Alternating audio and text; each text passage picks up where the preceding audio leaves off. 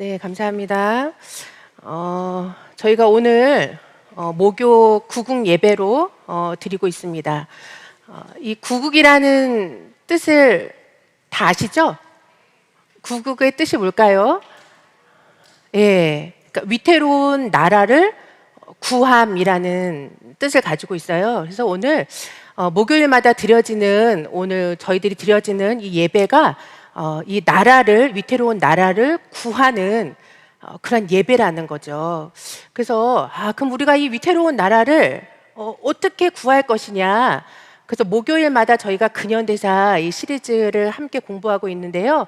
원랑 목사님께서 이미 답을 주셨어요. 이 나라를 구할 수 있는 것은 근현대사 이 시리즈를 열심히 뭐 하라고 하셨어요?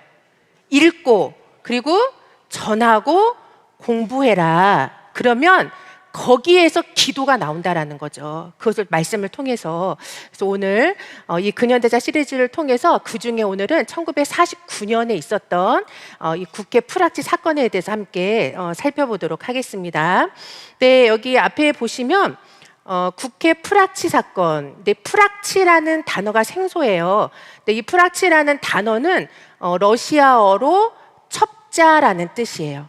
첩자. 그러니까는 간첩이라는 뜻이죠. 간첩. 그러니까 1948년에 8월 15일에 이 대한민국이 이제 건국이 됐습니다. 그리고 나서 다음 해인 1949년이에요. 그러니까 얼마 지나지 않은 이 1949년에 이 국가의 심장부라고 할 수 있는 이 국회에 간첩이 침투해서 국회를 장악한 사건이죠. 그러면 여기에서 국회를 장악해서 이루고자 했던 그들의 목적이 과연 무엇이었을까? 그것을 함께 오늘 살펴보도록 하겠습니다. 첫 번째로 국회 프락치 사건의 개요를 잠시 살펴보시면요. 그들의 목적이 있었죠. 목적은 미군 철수예요. 미군을 철수시키는 것이 목적이었고, 기간을 잠시 살펴보면은 1948년 12월 20일부터 시작을 하는데요. 이 기간을 보시면 국가보안법 공포 이후예요. 국가보안법이 공포된 이후에 이 국회의원들을 포섭하는 활동들이 시작됐다라는 걸 주목해 볼 수가 있고요. 그리고 다음 해인 1949년 6월이죠. 6월 약 6개월 뒤에 미군이 완전히 철수를 합니다. 미군이 완전히 철수하고요. 그리고 약 1년 뒤인 1950년 6.25 전쟁이 발발하게 되죠. 그러면 국가보안법이 공포된 이후에 국회의원들을 포섭하기 시작했다. 그 활동이 시작됐다라고 왜 그때 활동이 시작됐을까? 1948년은요.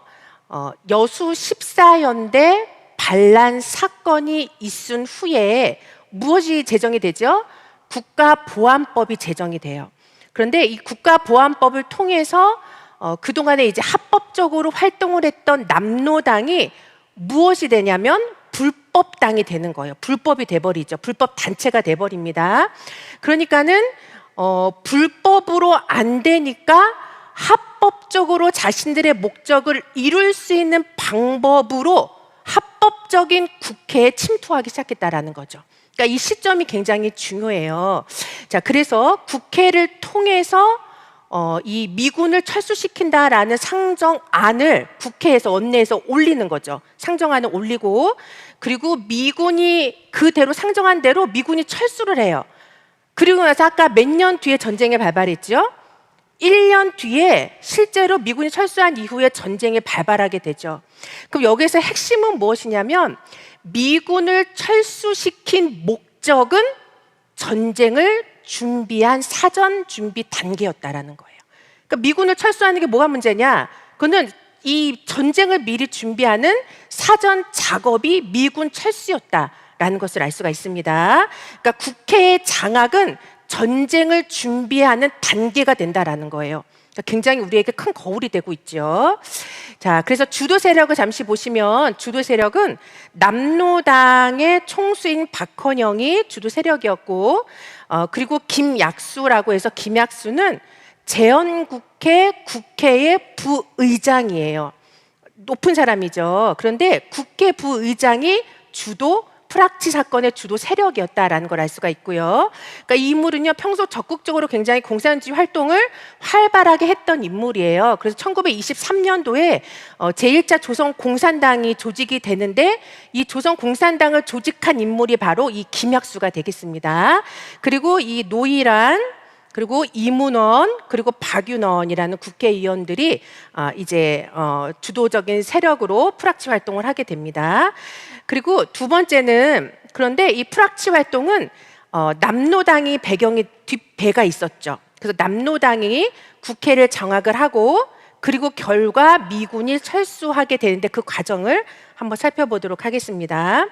1948년도 12월 말에 국회의 공작, 이 프락치 공작을 위해서 이삼혁이라는 인물이 난파가 돼요. 남쪽으로 난파가 돼서 이삼혁이 노일한이라는 국회의원을 49년 2월 6일 남노당에 가입을 시킵니다. 그리고 이삼혁이 하사복이라는 또 다른 이름으로 활동을 했는데, 이삼혁이 또 다른 국회의원인 이문원을 포섭을 해서 49년 2월 또 남노당에 가입을 시키죠. 그래서 이후로 이 노일한과 이 이문원은 남노당의 지령을 받아서 이제 국회에 프락치로 활동을 하면서 13명의 국회의원들을 포섭하기 시작을 합니다. 이때 이삼혁이 내린 지령문이 있는데요. 이삼혁이 49년도 2월 달이에요. 49년 2월 27일 날 이 노일한과 이문원이라는 국회의원에게 내린 지령이 있는데, 그 지령문을 보면 국회에 상정안을 제출하라. 그것이 뭐냐면 외국군 철퇴, 그러니까 미군 철수에 대한 상정안을 국회에서 합법적으로 올리라는 거예요. 자, 그리고 만약에 부결이 됐다, 그 즉시 유엔 한국위원회에 다시 진원서를 제출해라라고 정확하게 이러한 지령문들을 내리죠. 그리고 연판자 100명을 확보하라. 이 연판자라는 거는요, 공동연대 서명인이에요. 그러니까 이 연판장을, 공동으로 서명한 연판장을 돌리기 시작을 하죠. 그래서 아까 49년 2월 27일 날 지령문이 내렸잖아요. 그래서 이 지령문대로 49년 3월 3일 날 이 진원서를 작성을 해요. 49년 3월 3일 진원서를 빨리 작성을 해서, 그리고 연판 운동을 결의를 하게 됩니다. 그 실행의 과정을 보면은요, 3월 16일이죠. 3월 16일 총 62명의 국회의원이 연판장을 돌렸잖아요. 그래서 사인을 하죠. 미군 철수한 연판 운동에 서명을 합니다. 그리고 3월 19일 날 오전 10시 30분에 그 서명한 진원서를 가지고 이제 유엔 한국위원회에 제출을 하게 돼요. 제출합니다. 그러니까 미군을 철수시켜 달라는 제출을 하죠, 진원서를.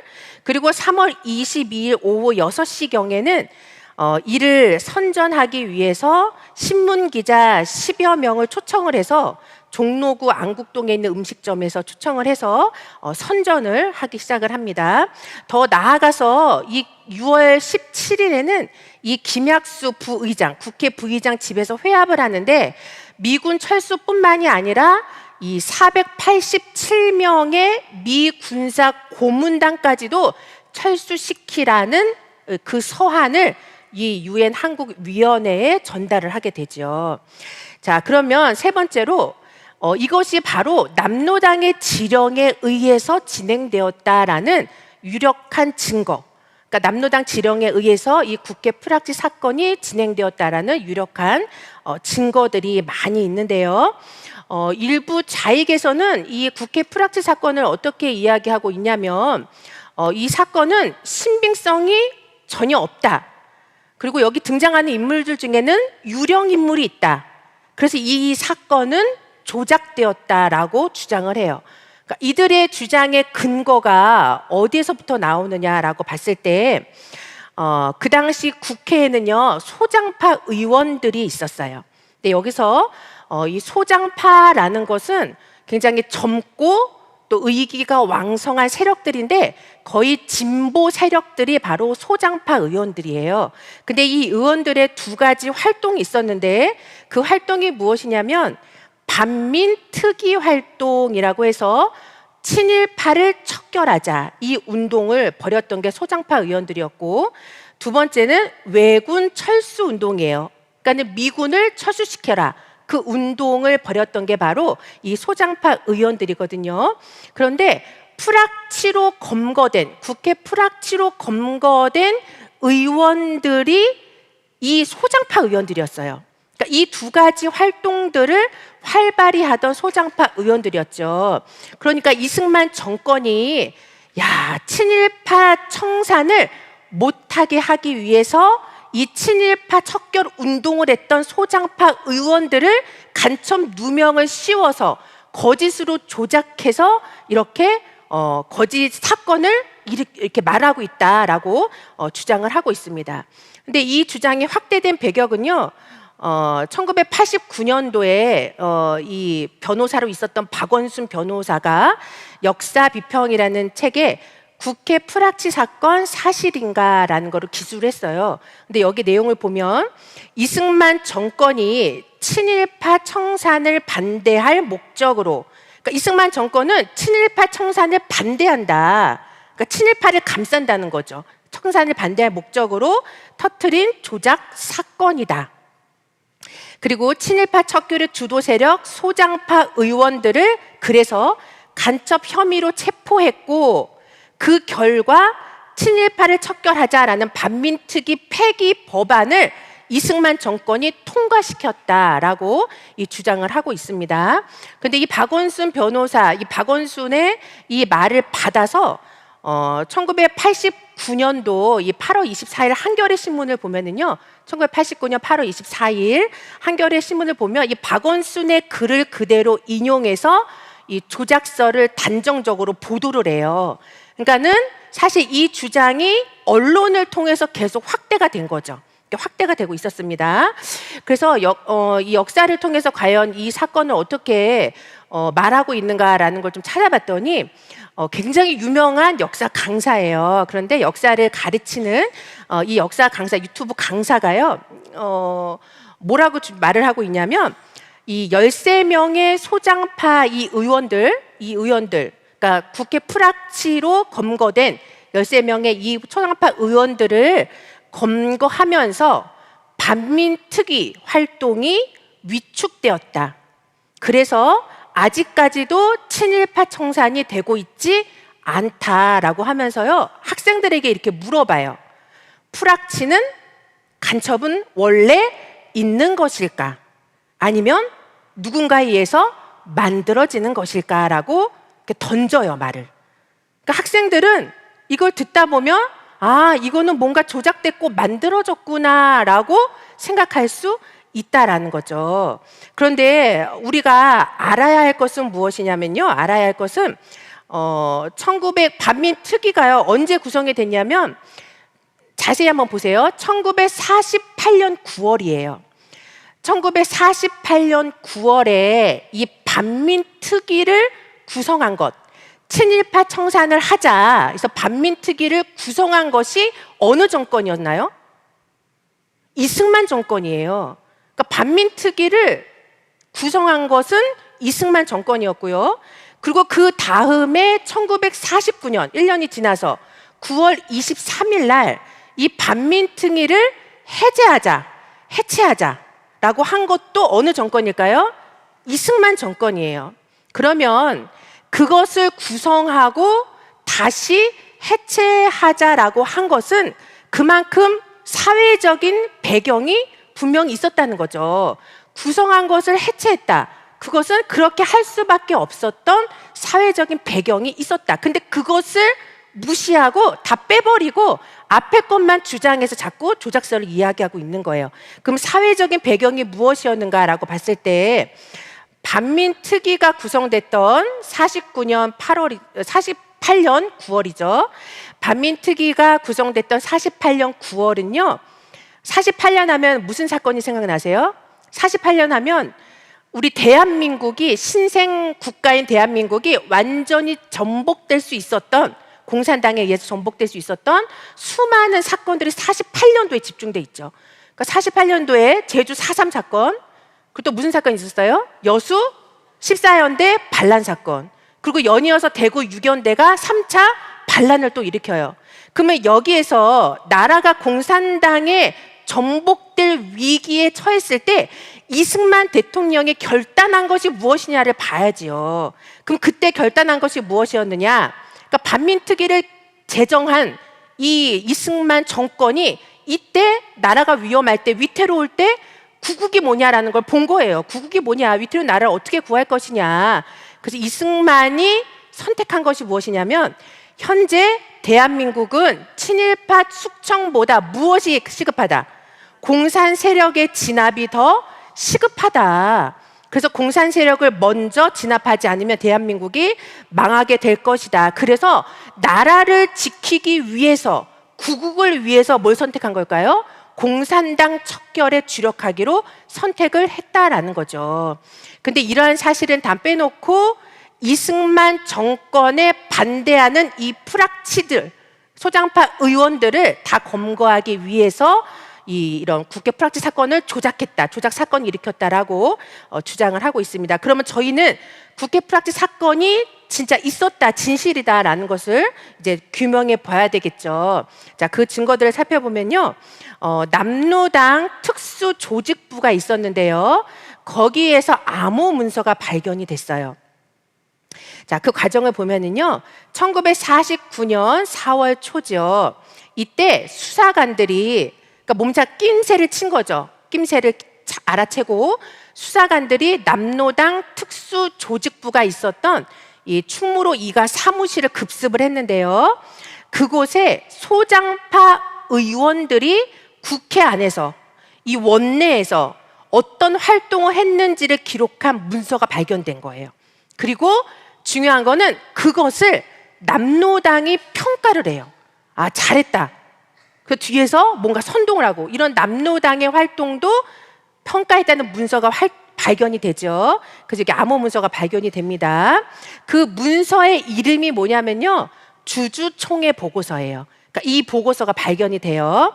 그래서 국회 프락치 사건의 수사의 단서가 됩니다. 그리고 나서 특수수사본부에 있었던 오제도 검사가 있었어요. 근데 이 오제도 검사가 국회 부의장이었던 김약수 등 13명의 국회의원들을 검거해서 수사를 했죠.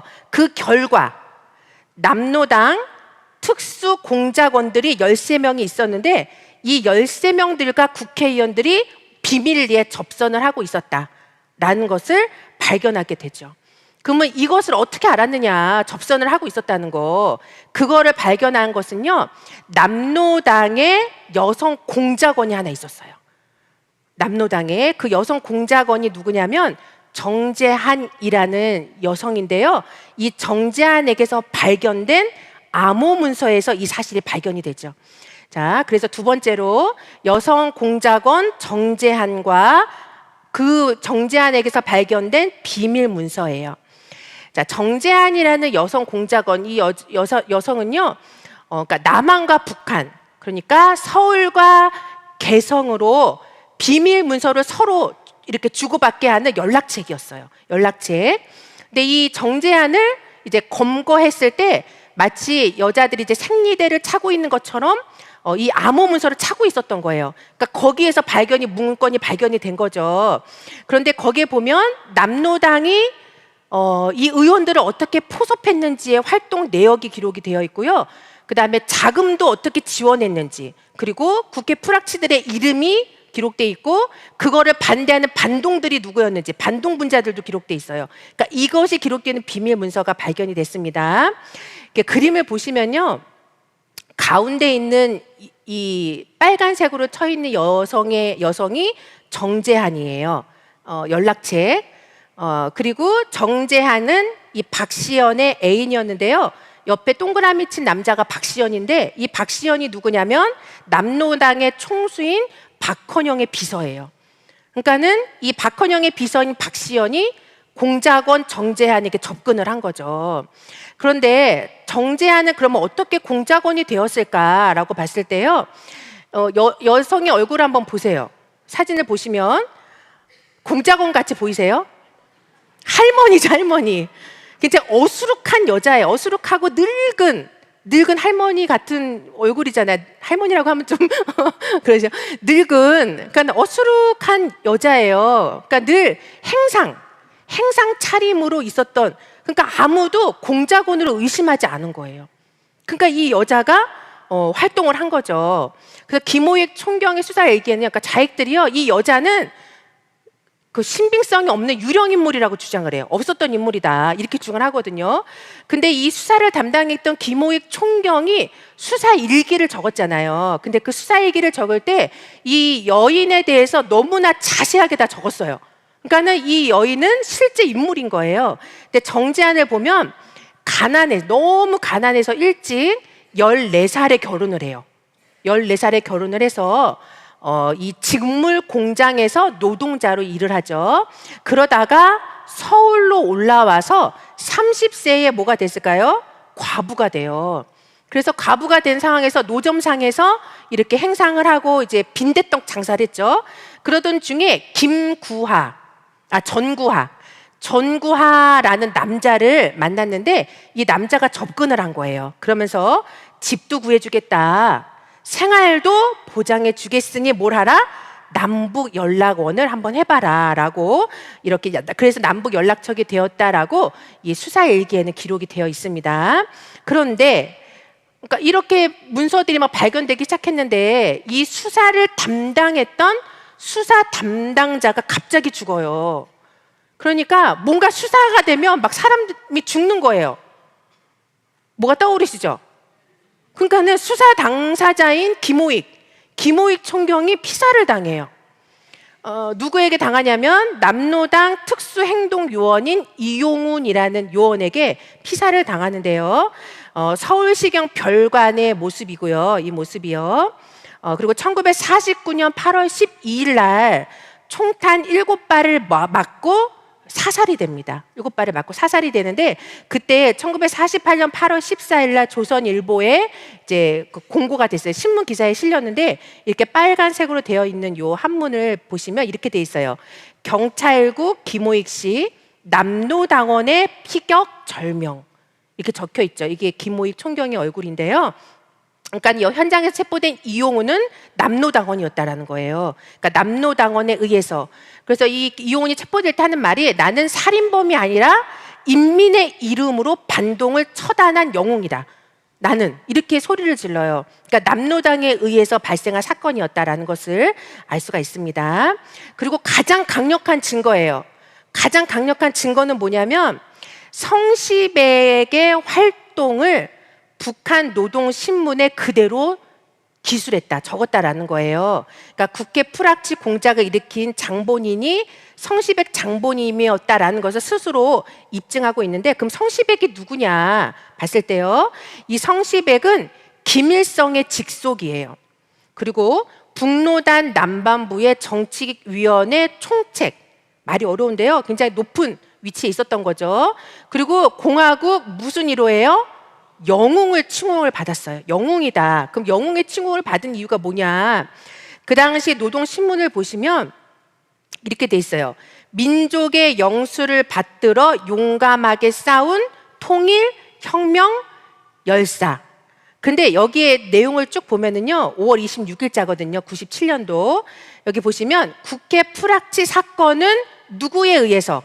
성시백에 의해서 벌어진 비밀 공작이었다. 그러니까 북한의 신문에서 스스로 밝히고 있는 거예요.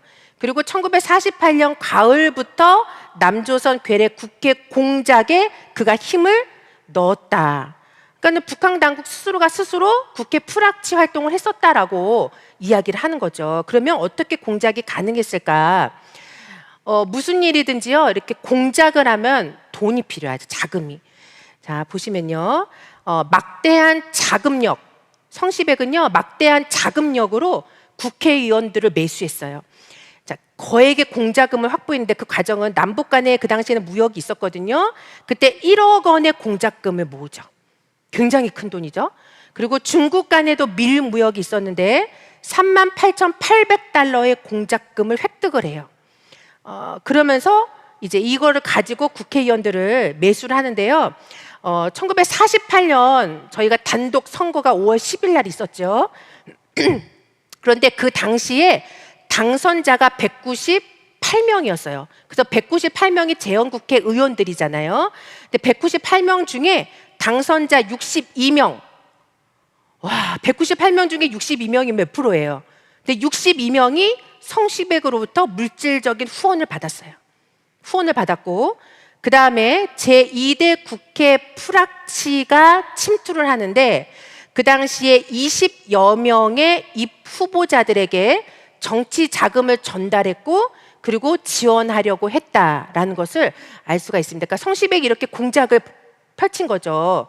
자, 그래서 우리 추모비가 아직까지도 있어요. 추모비를 보면 이 성시백의 추모비거든요. 북한에 여기 이 글씨를 한번 써봤는데요. 보니까 조국의 해방과 사회주의 건설, 나라의 통일 위협을 위하여 투쟁하다가 희생된 애국 열사들의 위후는 조국 청사의 길이 빛날 것이다.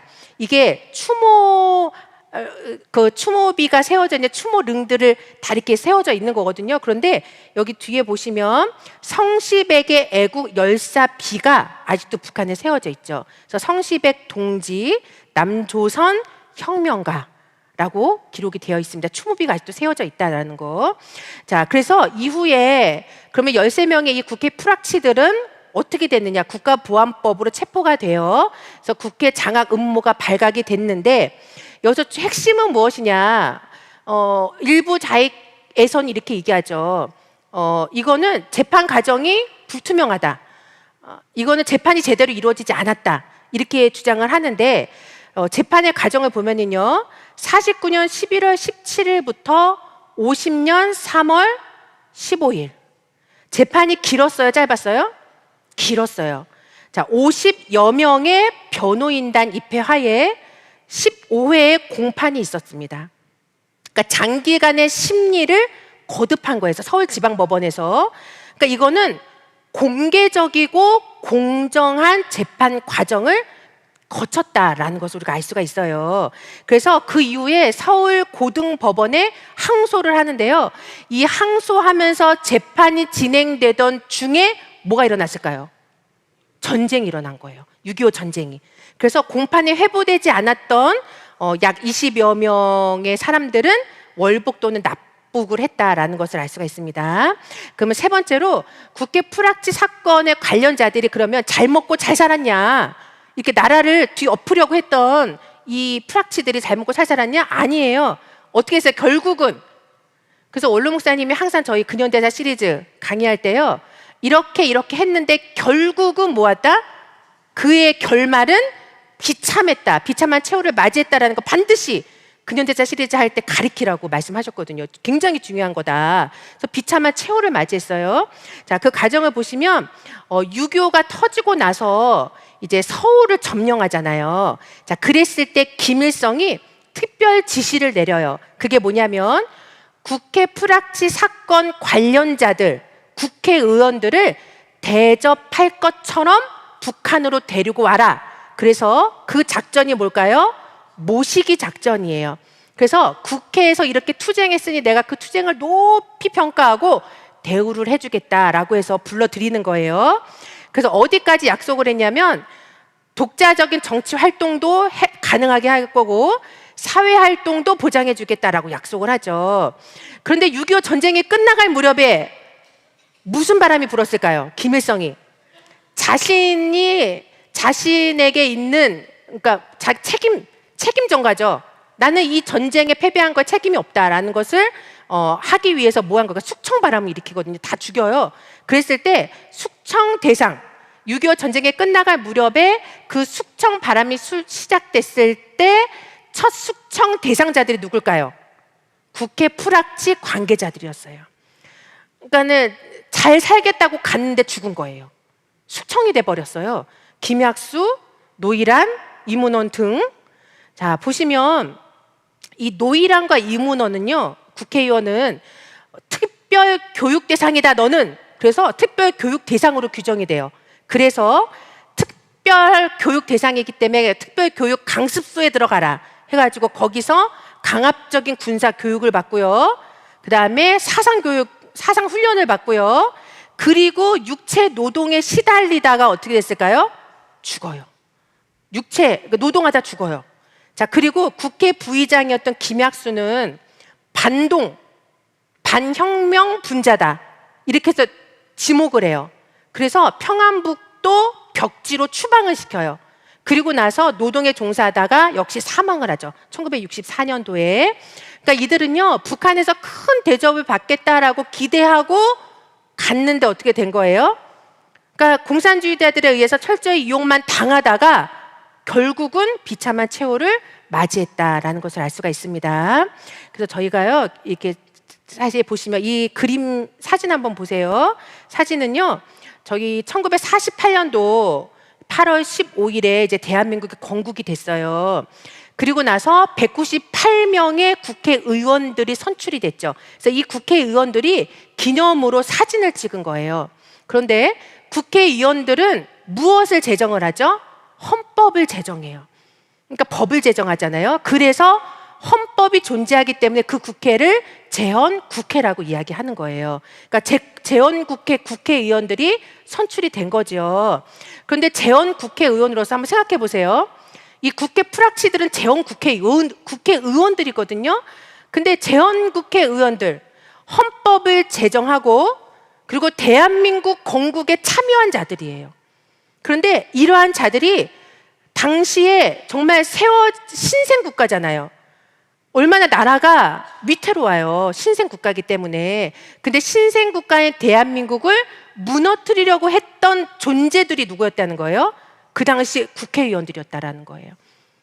굉장히 무서운 말씀이죠. 그러니까 이 국회를 장악을 해서 국회의원들이, 왜냐하면 합법적으로 상정을 할 수가 있잖아요. 안건을 낼 수가 있죠.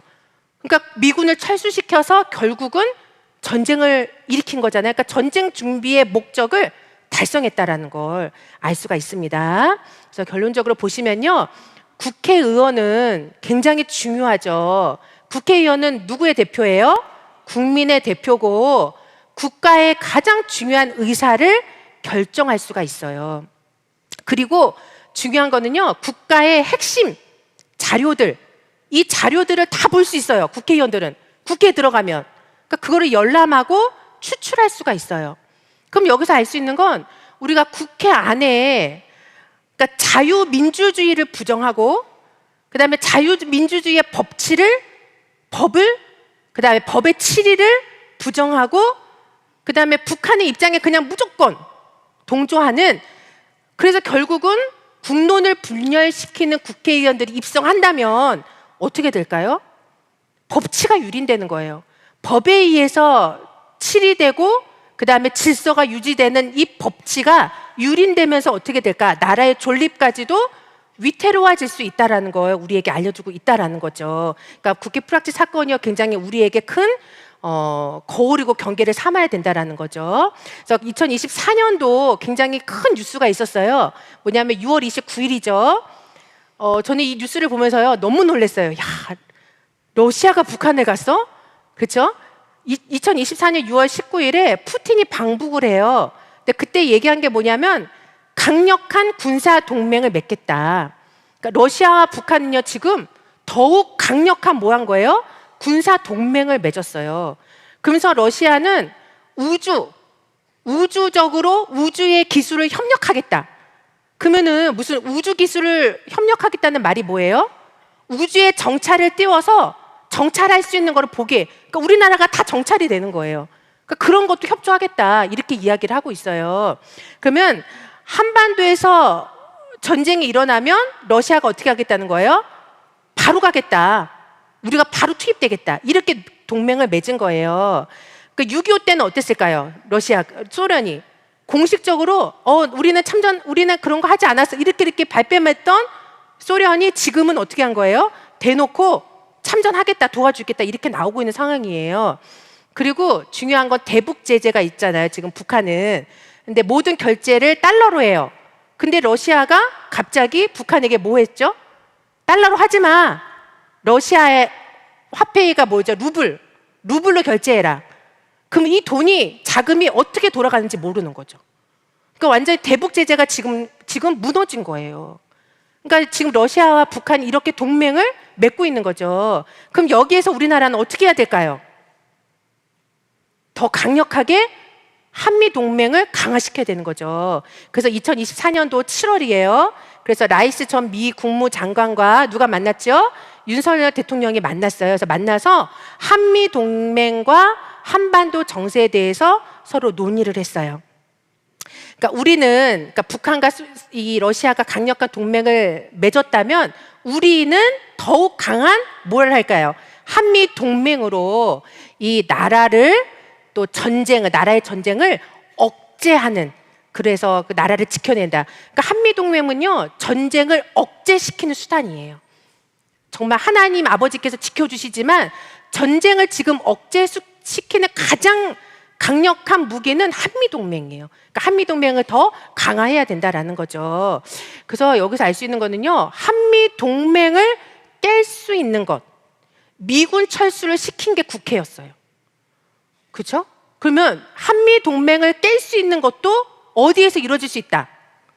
국회에서 있을 수 있다라는 거예요. 그러니까 우리가 대통령, 그리고 이 나라를 위해서, 그리고 나라의 지도자들을 위해서 반드시 기도해야 되겠고, 이제 앞으로 이제 많은 선거들이 남아 있어요. 그럼 우리가 이 선거를 통해서 정말 나라를 사랑하고 이 자유 대한민국 수호하고 이 법치를 유린하지 않는 그러한 국회의원들을 잘 선출할 수 있도록 그러한 기도를 지금부터 해야 된다는 걸 말씀하고 있습니다. 그래서 오늘 본문 말씀이에요. 열왕기하 18장 36절 말씀인데요. 이 배경을 보시면요, 남유다에 어느 나라가 쳐들어왔냐면 아수르 나라가 쳐들어왔어요. 아수르 나라. 그런데 아수르 나라의 방법은 뭐였냐면요, 국론을 분열시키는 거예요. 그러니까 국론을 분열시키기 위해서 아수르 나라에서 첩자를 보내요. 그래서 첩자들을 보내서 간첩들을 보내는 거죠. 그래서 5만 가지 이야기를 해요. 야, 히스기야 믿지 마. 그리고 아수르에 항복하면 잘 먹고 잘 살게 해주겠다. 좋은 땅도 주겠다. 이렇게 막 국론을 일으키면서 국민들의 마음, 백성들의 마음을 갈라놔요. 자, 그랬을 때 히스기야가 내린 명령이 뭐였을까요? 오늘 본문 말씀이에요. 오늘 우리에게 주신 말씀이죠. 우리가 지금 뭔가 분열되고 나라가 굉장히 사상과 이념으로 양극화가 돼 있어요. 이런 상황에서 우리가 어떻게 해야 될까? 이 나라를 살리는 길이 뭘까? 그건 바로 오늘 히스기야가 말한 답이에요. 자, 열왕기하 18장 36절 말씀 같이 한번 저희들이 읽어보도록 하겠습니다. 자, 시작. 그러나 백성이 잠잠하고 한 말도 대답지 아니하니 이는 왕이 명하여 대답하지 말라 하였습니다. 그랬죠.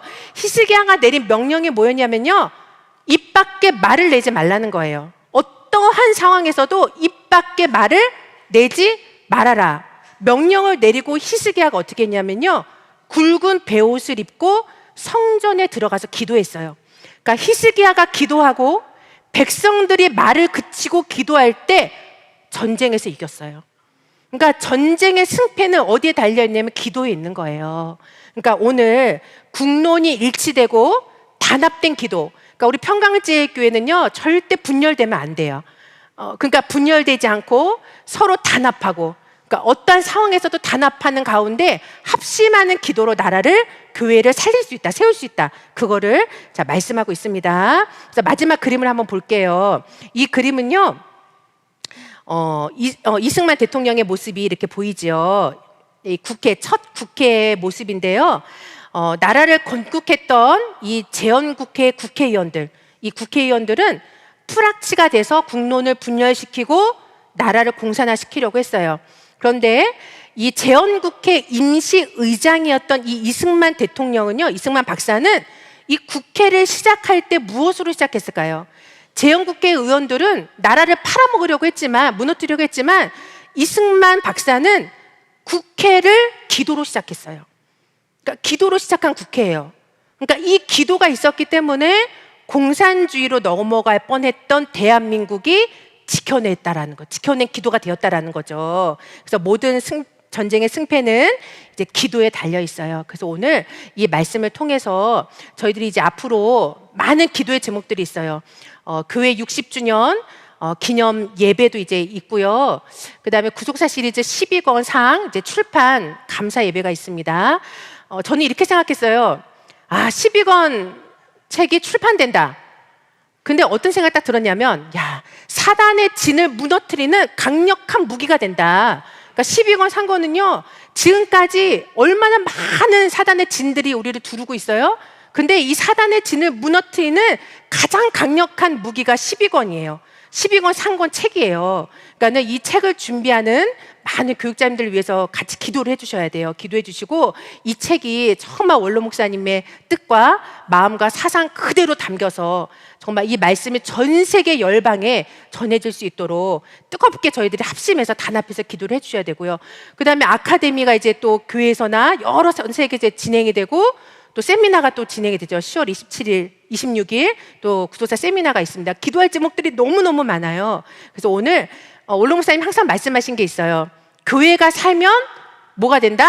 나라가 살고, 나라가 살면 뭐가 산다?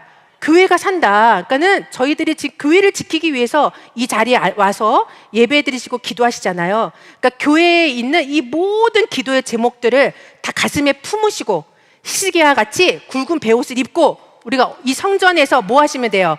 기도하면 반드시 이 교회가 바로 서고, 그렇죠. 그리고 나라가 올바르게 세워질 줄로 믿습니다. 그래서요, 저희들이요, 끝까지 나라를 위해서 일하시는 대통령, 그리고 국회의원들을 위해서 기도해 주시고, 앞으로 남아있는 선거를 위해서 지금부터 기도하셔야 돼요. 지금부터 열심히 기도하셔서 나라의 자유대한민국을 수호하는 그러한 국회의원들, 위정자들이 많이 뽑힐 수 있도록 기도해 주시면 감사하겠습니다. 이제 기도하고 마치겠습니다. 사랑과 은혜가 충만하신 살아 역사하시는 아버지, 오늘도 저희의 입술을 닫으시고 오직 아버지 앞에 나라를 위해, 교회를 위해 기도할 수 있는 아버지, 그러한 뜨거운 애국의 마음, 나라를 사랑하고 교회를 사랑하는 마음을 허락하여 주신 것 진심으로 감사합니다. 아버지, 교회가 단합하고 성도들이 서로 단합하고 성도들이 서로 기도해 주는 가운데 이 나라가, 이 교회가 바로 서고 아버지 든든하게 세워질 줄로 믿사오니 오늘도 저희들 기도하는 모든 기도 속에 사단의 진을 완전하게 무너뜨리는 강력한 기도의 능력이 저희들을 통하여 나타날 수 있도록 아버지 역사하여 주셔서 교회를 지키고 나라를 지키는 저희 모든 평강의 성도들이 될 수 있도록, 기도의 용사들이 될 수 있도록 아버지 역사하여 주시옵소서. 앞으로 많은 아버지 또한 선거가 남아 있습니다. 저희들 멀다고 생각하지 않습니다. 아버지, 지금부터 히스기야와 같이 정말 그 백성들과 같이 마음을 모아서 단합하여서 기도할 때에 자유대한민국을 수호하고 법치를 존중하며 질서를 아버지 존중하며 이 나라를 끝까지 수호할 수 있는 참된 나라를 사랑하고 민족을 사랑하는 그러한 국회의원들, 우리 대통령이 뽑힐 수 있도록 아버지 역사하여 주시옵소서. 저 뜨겁게 기도할 수 있도록 역사하여 주시옵소서. 감사드리며 거룩하신 예수님의 이름으로 기도드리옵나이다. 아멘. 감사합니다.